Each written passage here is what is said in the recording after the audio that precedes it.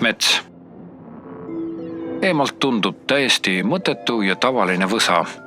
Ent astud sisse, siis avaneb justkui omaette maailm, isegi turvaline maailm, kus kehtivad omad reeglid.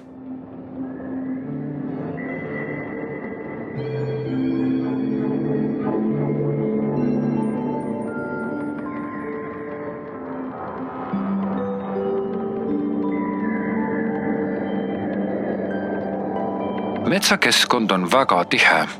Seal on väga palju kõike. Ma ei usu neid virisejaid, kes ütlevad, et linnakeskkond on müra täis ja kirev.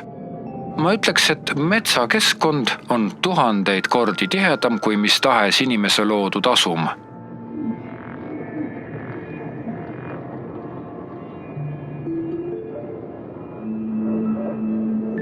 Tundub, et sellises võsas on kõik juhuslik ja pilla-palla, kuid tegelikult ei ole. Tegemist on väga konkreetse protsessiga, kus uued taimed ja puud kasvavad peale ja vanad lagunevad. Surnud puude lagundamiseks on eraldi taimed ja seened. Nii sammal kui kännuseened teevad oma tööd väga tõhusalt.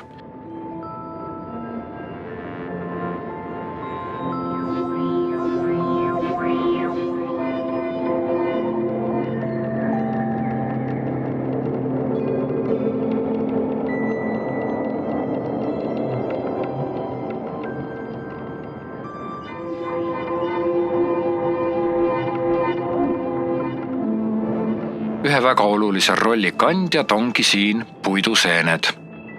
Nad kasvavad surnud puudel, tekitades nii pruuni kui valget mädanikku, saades ise toiduks puude lagunenud osi.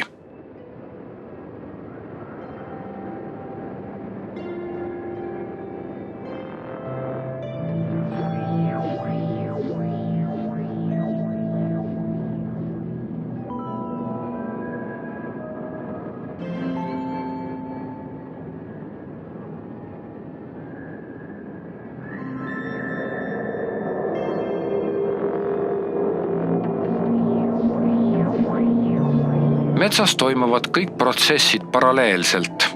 Konkurents on väga kõrge, nii et mõnedel eluspuudel kasvavad samamoodi nii samblik kui ka kännuseened, hoolimata sellest, et nad ei ole veel maha langenud ega lehti kaotanud.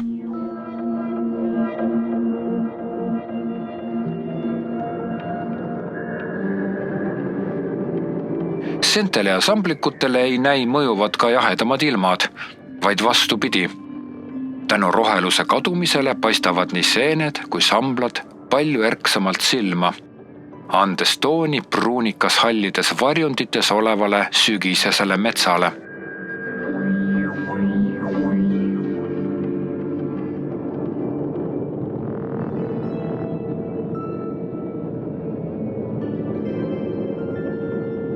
Iga ruutmeeter on täis loendamatul hulgal elu ja lugusid. Kõik see toimub siin ja praegu ja kogu aeg. Ei ole ei puhkepause ega vaheaegasid. Päeva järel tuleb õhtu, õhtu järel öö, peale ööd algab jälle hommik ja päev ja nii aastast aastasse.